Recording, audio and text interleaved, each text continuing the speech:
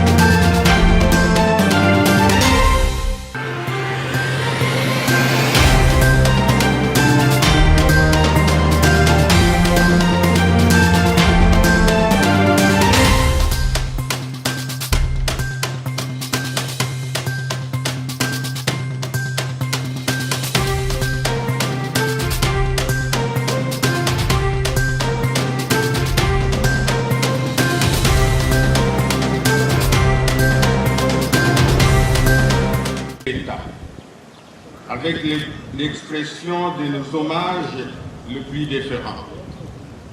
Excellences, distingués invités, mesdames et messieurs, à vos titres et qualités respectifs.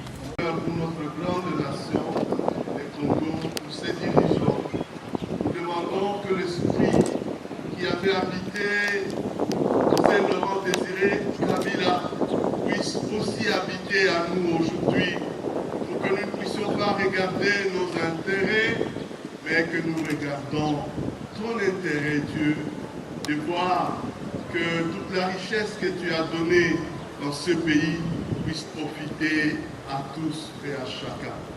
Nous demandons une grâce particulière, Seigneur, pour nos politiciens. En ces moments où le pays se cherche, nous avons besoin de toi. Que l'esprit de sagesse que tu as donné à Salomon, que tu puisses aussi le donner à notre président de la République pour la lourde responsabilité que tu lui as confiée. Nous demandons une grâce particulière.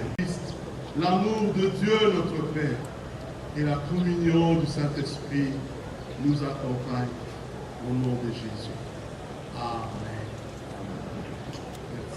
Merci. Veuillez vous asseoir, s'il vous plaît. Et asseyez-vous, s'il vous plaît. Excellence, Monsieur le Président de la République, avec l'expression de nos hommages le plus différents. Excellence, honorable, distingués invités, mesdames et messieurs, nous voici à la fin de ces cultes interreligieux organisés par toutes les confessions religieuses réunies en République démocratique. Et maintenant, avec votre autorisation, Excellence, Monsieur le Président, je vais remettre le micro au protocole d'État pour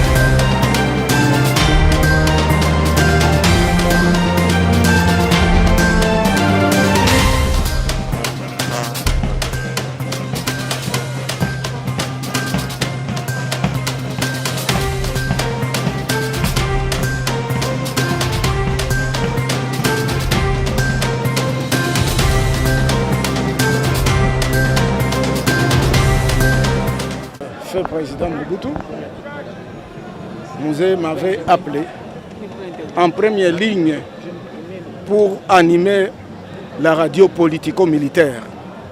Et cette radio politico-militaire était chargée d'accompagner l'armée pour pouvoir mobiliser et les masses populaires et l'armée de la révolution afin d'aboutir à ce que nous avions connu ici le 17 mai 1997.